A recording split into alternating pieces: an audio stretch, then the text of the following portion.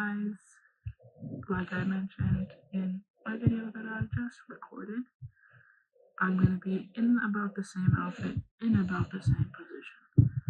This one I will try to move around a little bit more. I know I should have done that last video, but I forgot. But this video, trust, I will be moving around doing a little walking and talking. Anyway, let me get to the main point. Welcome back to my channel, Casual Curiosity. Today we're going to be talking about sleep paralysis. As you saw in my outro, I mentioned that. If you don't remember, I've spoken about dreams, nightmares, so forth. Those two, so forth. The big bosses of the dream topic of my series. Well, dream series I'm trying to do. If you are a new viewer, I suggest going back to watch those. They were pretty good. At least I would say so, I guess, considering I'm recording it right now. But you don't have to start with any video. You have free will. Okay, so. But anyways, I mentioned in videos prior and just now that this would be a multi-part series where I'll be talking about, dreams, nightmares, sleep paralysis, and then I'm not going to tell you the next one till the end of the video. Actually, no, I'm going to tell you now. Screw it, alright? Having said that, our next topic of discussion after this video about sleep paralysis will be reality shifting. It is a heavily debated topic, and it hasn't really been proven to be possible, but we'll get into that next video. Don't want to get any spoilers, right? Right. Okay. Anyway, let's get started. Disclaimer, like I did for nightmares. I'll be delving into something that may be touchy for some if you experience really bad sleep paralysis. If you're uncomfortable, this is your warning. I mean, I'm not going to be talking about anything too bad. It's just, just if it makes people, I don't want to fear monger,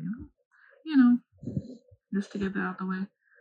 Sleep paralysis is a semi-common, not non-dangerous, harmful thing. It happens, just happens, You'll be fine. Anyway, here we go. This is how I usually do it. I define it first scientifically. The textbook definition of sleep paralysis. Sleep paralysis is when you can't move right before falling asleep or waking up. It's like the pause between waking up and falling asleep. Again, temporary, usually lasts maybe 30 seconds to a minute or so. Some people have really severe ones where it lasts a few minutes. Feel real bad for you. As you sleep, the brain usually helps your muscles relax, and you kind of just, it's when you kind of go, not go limp, but you kind of just stop being super tensed up, With sleep paralysis, you're kind of stuck between, as I mentioned, between falling asleep and waking up. So it's you're awake, but you're also not. Your brain is hey, we're trying to be asleep right now. Stop moving, right? Sleep paralysis is actually classified as a type of parasomnia. Again, para. That's the keyword. Paralysis. Para. So, yeah. Insomnia for sleep. Given, insomnia and stuff like that. Even one sleep paralysis episode for some can make you nervous about going to sleep. This can affect how you feel and function during the daytime, and when you're awake, you're oh no, will this happen again if I go to bed? Right. Anyway, the next thing I'm going to talk about is the characteristics. I always like to know the characteristics, so people get a general understanding what this type of event and this phenomenon deals with. Again, typically temporary. Few seconds to a few minutes. It varies from person to person. You're did you guys hear that? Yeah, it's just who knows? People trying to sleep. I don't know why people are doing that now. You'll probably feel scared or anxious during one. You'll be hey, so again, I've never personally experienced one. Share your stories in the comments if you're interested. If you're comfortable. I've never experienced it to what I've been described it as. It's sort of when you feel you can't breathe, you feel you're trapped. You can't move, but look around and breathe a little.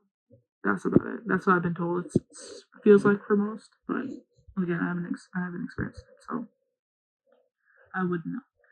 But when it's typically over, you may feel disoriented, in contrast to nightmares where you're fully alert, fully awake, right? You may feel disoriented because you'll regain body movement as if nothing happened.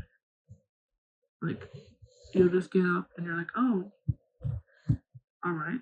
Like, you'll be really confused and sort of like, okay, I was just struggling to move and now I can't. Now I can. Anyway, let me get to the main area now. Main causes of sleep paralysis. Now, the exact cause is unknown to medical professionals, but they identify a few possible things that may cause it. Namely, narcolepsy. If you don't know what narcolepsy is, it's the condition where someone involuntarily falls asleep. You know, like sleep attacks. Like if I were to just, like, it's an uncontrollable, like you fully, like, I don't know, not like you pass out, but you literally, quite literally just feel like, and that's not fun. Anyway, we're gonna move a little because I felt bad not moving last video. But let's switch hands to bring my information. But narcolepsy is when someone involuntarily falls asleep, like sleep attacks. They call it sleep attacks, and it's excessively sleepy all the time. It's like if I, like I just did in the video, if I just fall over and I'm just like, okay. It's usually very brief. A more common thing that also could be a possible factor of sleep paralysis is not sleeping enough and sleep deprivation / struggling to get a good night's sleep, which they both kind of go hand in hand, even though they kind of sound like the same thing, they're different. And then obviously having an irregular sleep schedule, like say you work for 12 hours but you sleep for like 5, that's not great, guys. Sort of like that, I guess, to give a basic example, which I feel like we're all guilty of having a bad sleep schedule, whether we're working or whether we're kind of just teenagers. That's the best I could describe it.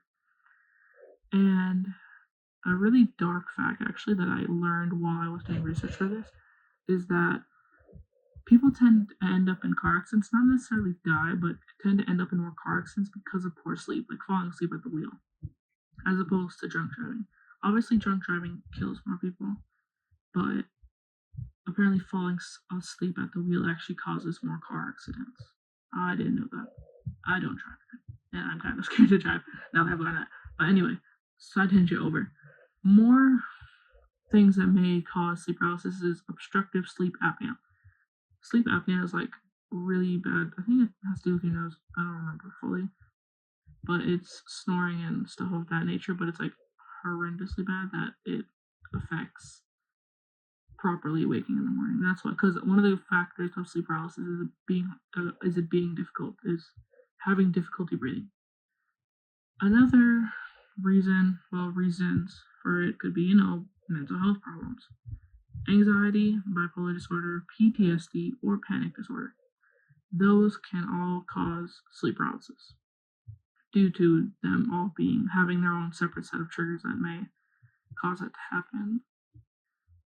There's Snoopy by the way. Anyway, I just wanted to do that on the way. And then lastly, certain medications can cause that. Certain ones mostly that treat like ADHD.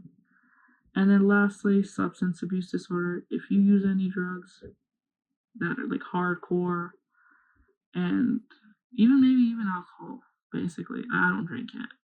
I'm not of allowed age to drink it, and I don't take anything. So I wouldn't know, but that's another thing the doctors or medical professionals have deemed possible in affecting the rate of sleep paralysis someone experiencing. Anyway, I gotta close out. I've been talking for way too long, guys. So, outro. Yay, outro time. That'll be the end of our discussion on our exploration of what sleep paralysis is. Did you learn something new?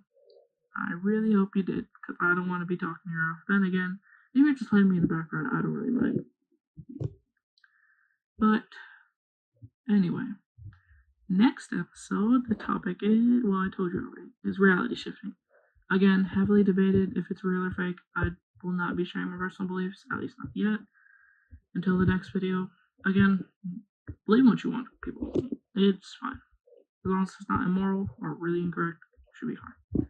Anyway, remember to stay curious, and bye-bye.